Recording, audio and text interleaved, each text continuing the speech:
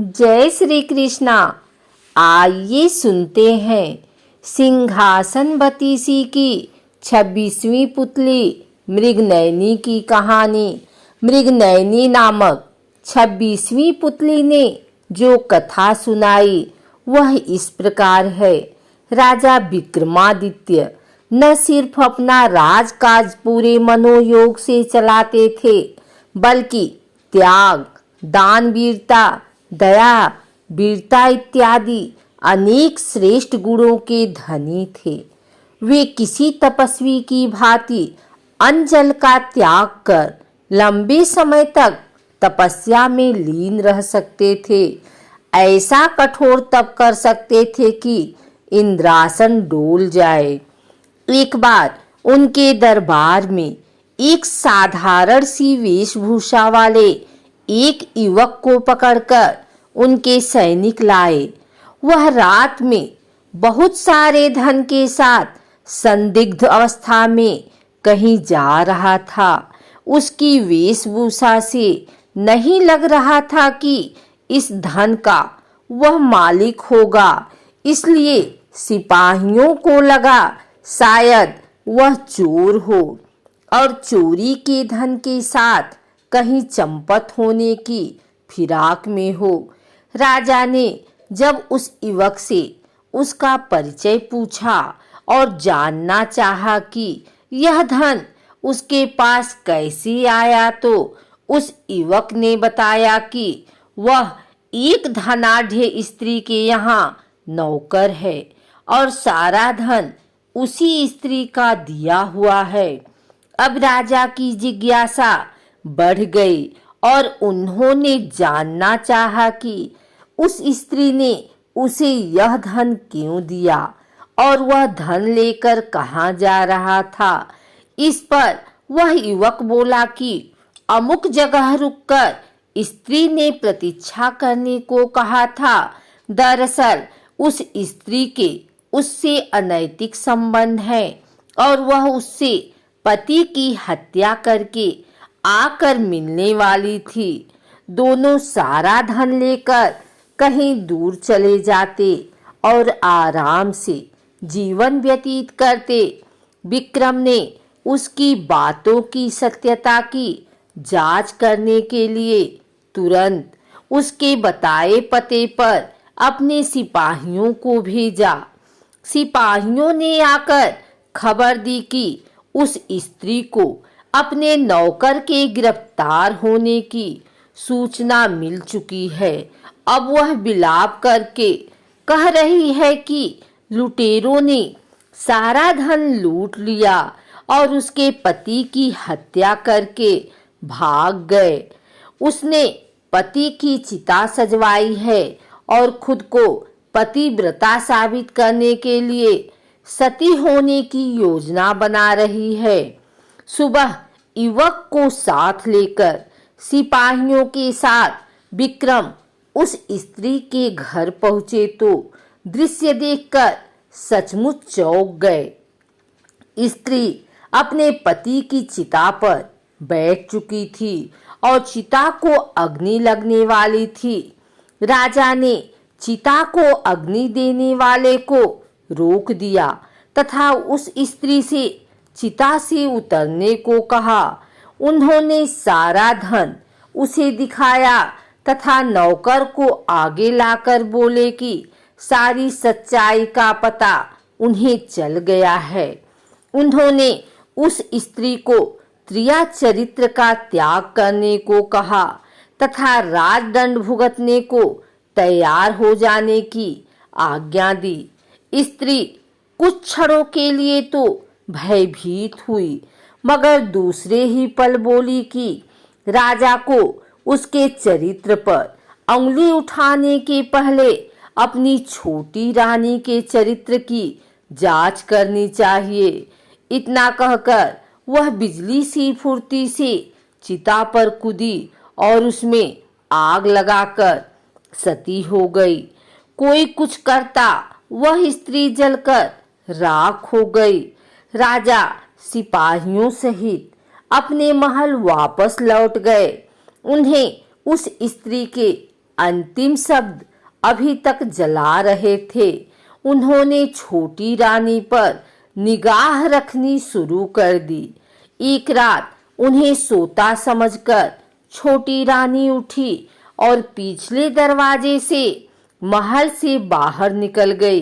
राजा भी दबे पांव उसका पीछा करने लगे। चलकर वह कुछ दूर पर धुनी रमाए एक साधु के पास गए। साधु ने उसे देखा तो उठ गया और उसे लेकर पास बनी एक कुटिया के अंदर दोनों चले गए। विक्रम ने कुटिया में जो देखा वह उनके लिए असहनीय था। रानी निर्वस्त्र होकर उस साधु का आलिंगन करने लगी तथा दोनों पति पत्नी की तरह बेझिझक संभोगरत हो गए। राजा ने सोचा कि छोटी रानी को वे इतना प्यार करते हैं, फिर भी वह विश्वासघात कर रही हैं।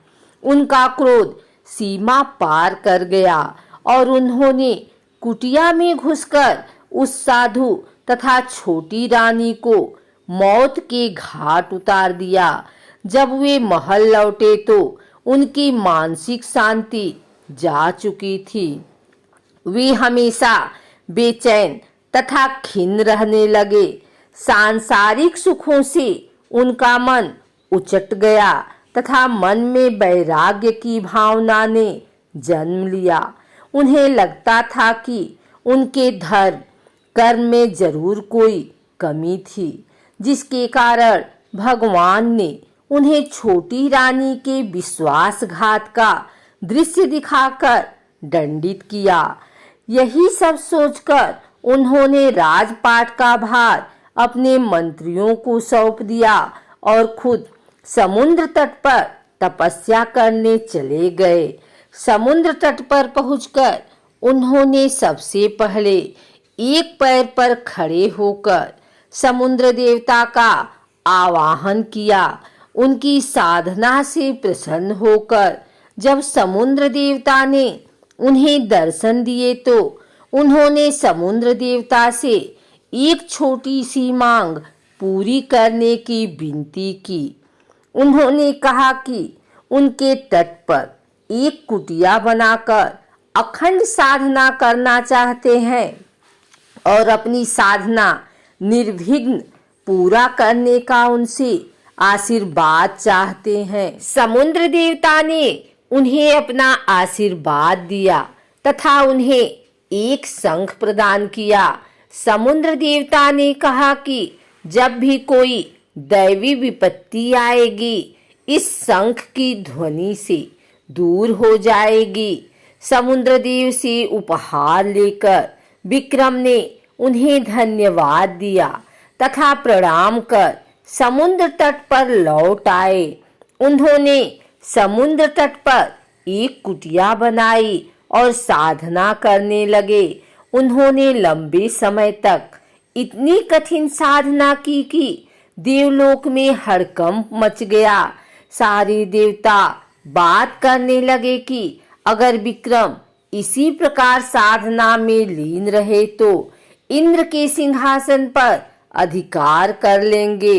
इंद्र को अपना सिंहासन खतरे में दिखाई देने लगा। उन्होंने अपने सहयोगियों को साधना स्थल के पास इतनी अधिक वृष्टि करने का आदेश दिया कि पूरा स्थान जलमग्न हो जाए और विक्रम कुटिया सहित पानी में बह जाएं। बस आदेश की देर थी। बहुत भयानक दृष्टि शुरू हो गई। कुछ ही घंटों में सचमुच सारा स्थान जलमग्न हो गया और विक्रम कुटिया सहित जल में समा गए होते। लेकिन समुद्र देव ने उन्हें आशीर्वाद जो दिया था उस वर्षा का सारा पानी उन्होंने पी लिया तथा साधना स्थल पहले की भांति सूखा ही रहा। इंद्र ने जब यह अद्भुत चमत्कार देखा तो उनकी चिंता और बढ़ गई। उन्होंने अपने सेवकों को बुलाकर आधी तूफान का सहारा लेने का आदेश दिया। इतना भयानक वेग से आधी चली कि कुटिया तिनके तिनके होकर बिखर गए। सब कुछ हवा में रुई की भांति उड़ने लगा। बड़े बड़े वृक्ष उखड़कर गिरने लगे। विक्रम के पांव भी उखड़ते हुए मालूम पड़ने लगा कि आंधी उन्हें उड़ाकर साधना स्थल से बहुत दूर फेंक देगी। विक्रम को समुद्र देव द्वारा दिया गया शंख याद आया और उन्होंने शंख को जोर से फूंका। शंख से बड़ी तीव्र ध्वनि निकली। शंख ध्वनि के साथ आंधी तूफान का पता नहीं रहा। वहां ऐसी शांति छा गई मानो कभी आंधी आई ही न हो। अब तो इंद्रदेव की चिंता और अधिक बढ़ गई। उन्हें सूझ नहीं रहा था कि विक्रम की साधना कैसे भंग की जाए। अब विक्रम की साधना को केवल अप्सराओं का आकर्षण ही भंग कर सकता था। उन्होंने तिलोत्तमा नामक अप्सरा को बुलाया तथा उसे जाकर विक्रम की साधना भंग करने को कहा। तिलोत्तमा अनुपम सुंदरी थी और उसका रूप देखकर कोई भी कामदेव के बाणों से घायल हुए बिना नहीं रह सकता था। तिलोत्तमा साधना स्थल पर उतरी तथा मनमोहक गायक वादन और नृत्य द्वारा विक्रम की साधना में विघ्न डालने की चेष्टा करने लगी। मगर बैरागी विक्रम का क्या बिगाड़ पाती। विक्रम ने शंख को फूंक मारी और तिलोत्तमा को ऐसा लगा जैसे किसी ने उसे आग की ज्वाला में ला पटका हो। भयानक ताप से वह उद्विग्न हो उठी तथा वहां से उसी क्षण अदृश्य हो गई। जब यह युक्ति भी कारगर नहीं हुई तो इंद्र का आत्मविश्वास पूरी तरह डोल गया। उन्होंने खुद ब्राह्मण का वेश धर और साधना स्थल आए। वे जानते थे कि विक्रम याचकों को कभी निराश नहीं करते तथा सामर्थ्य अनुसार दान देते हैं। जब इंद्र विक्रम के पास पहुंचे तो विक्रम ने उनके आने का प्रयोजन पूछा।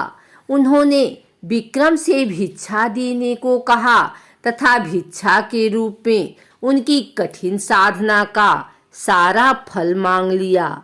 विक्रम ने अपनी साधना का सारा फल उन्हें सहर्ष दान कर दिया। साधना फल दान क्या दिया कि इंद्र को अभय दान मिल गया।